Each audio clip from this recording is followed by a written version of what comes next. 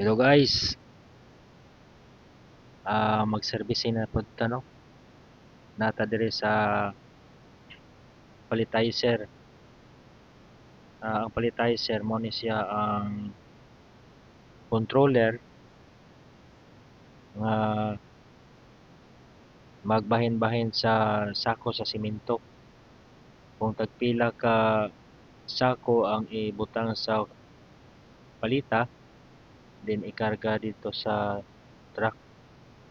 Nya kini atong giserbisingan karon guys. Mao ni kadtong iyahang controller.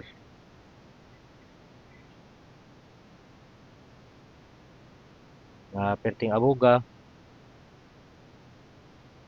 niya pagkahuman ana ato na i-retightening kay para dili magka loose contact, dili magka problema ang operasyon. So karon atong giuna, atong gibluwiran ang controller. Tulo ni siya ka compartment. Primerong compartment, electrical, second electrical, din ang ikatulo IO.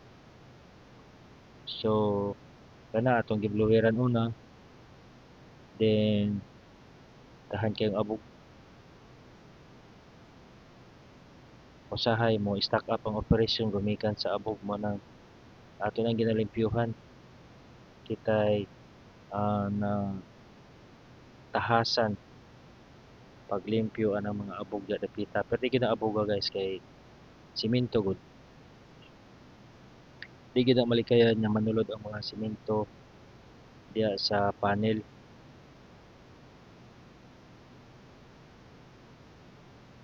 Mao na nga atong ginalimpyuhan na siya.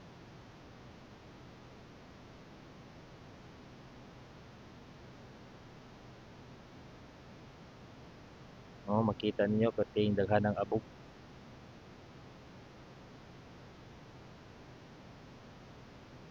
Kung malimpyuhan na siya sa isa ka semana, limpyuhan nato na siya kaisa.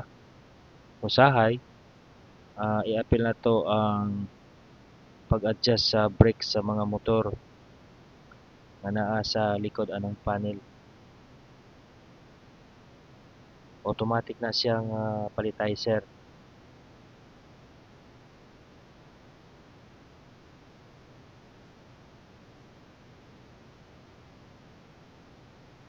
Muna nga ginalimpyuhan nato na siya guys.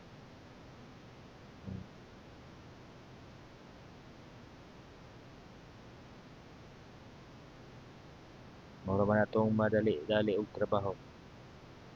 Basta mag-PM, ato na lang sudlon para limpyuhan. Abog kayo.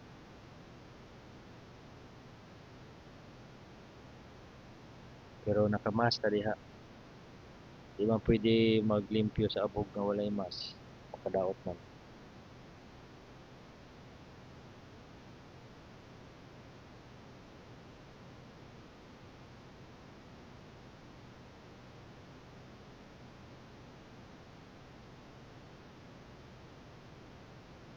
Nya tama guys. I-share po niyo ang video guys. Then ayaw kalimot sa pag-subscribe para kung siya to ang makita nga maayuhon or naamoy mga pangutana bahag sa trabaho ilabi na sa electrical o sa instrumentation pwede po ta makatudlo diya kung doon na mo yung mga problema.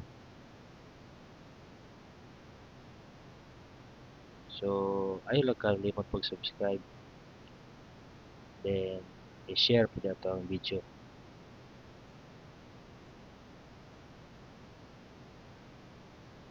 Kana nag-retay tining na ta diya guys.